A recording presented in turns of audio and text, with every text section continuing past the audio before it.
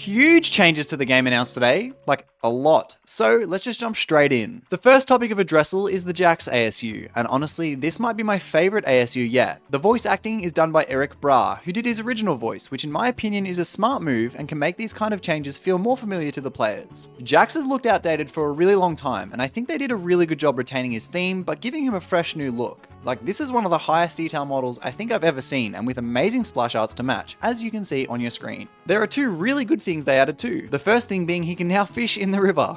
This grants 1 gold, but with a chance of getting a rare fish for 5 gold and a super rare for 10 gold. And the other change is more of a minor known piece of Jax lore, but I'm glad it has more prominence now. In Jax's old skin, Jaximus, he had a piece of dialogue that said, "Here's to you, kid," to honor Joe, a Make-A-Wish child whose favorite champion was Jax, but unfortunately passed away in 2012. With this ASU, Riot expanded this line to all of Jax's non-legendary skins, not just Jaximus, now saying, "Bravest hero I ever knew was just a kid. Here's to you, champ." Bravest hero I ever knew was just a kid. Here's to you, champ.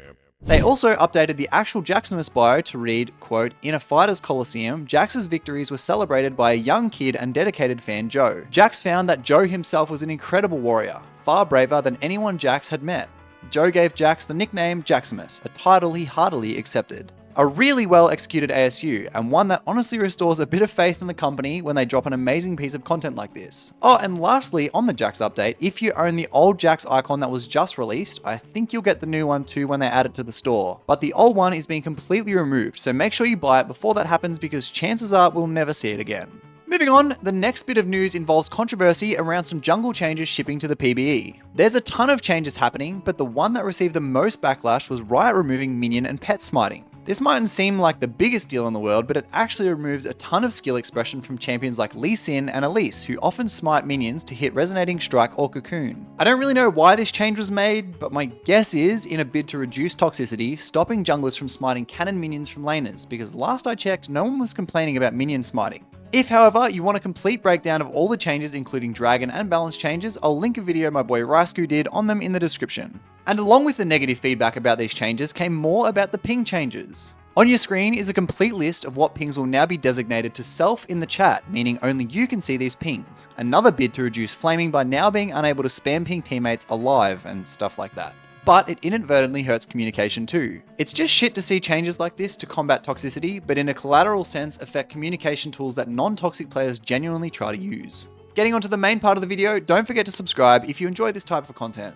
Now, Riot has yet again indirectly nerfed Baus. As we all know, Baus's playstyle heavily revolves around tempo, farm, side laning, and those juicy tower plates. Announced today, going to the PBE is a nerf for tower plating, going from 175 gold down to 125 gold, which is actually a really big nerf, and one Baus was openly not happy with. Baus will often sacrifice his summoner spells, tempo, and even his own life just for a tower plating. He often, in fact, TPs to other lanes that have built waves just for plating, so to have a nerf like this happen is a pretty big hit. Especially to someone who pioneered an entire game plan and identity around a certain champion and playstyle.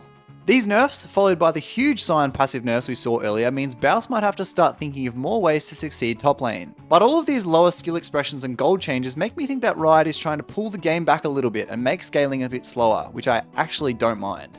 In seasons earlier, FF15 games weren't as common, and these days between platings, bounties, and herald, players are often coming out of laning phase going onto their second item. But let me know what your opinions are of these changes. The PBE notes will be linked in the description because there's a lot more than I've mentioned here. One more change I thought was interesting enough to mention here actually though, is that Doran's items are getting changed, which basically never happens. From now on, only one Doran's item can be purchased at a time. With this though, every Doran's item is getting a buff. The changes will be on your screen, although I don't think this is as prevalent as it has been in seasons past. I don't really see a lot of champions taking 2 Doran's items in lane, but I do think I'll be starting Blade a lot more often now instead of Longsword 3.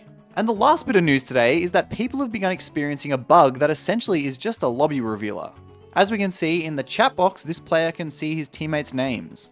Honestly, I'm surprised it took this long for the client to have a bug like this, but with the amount of people actually using a lobby revealer these days, it's just not the biggest deal.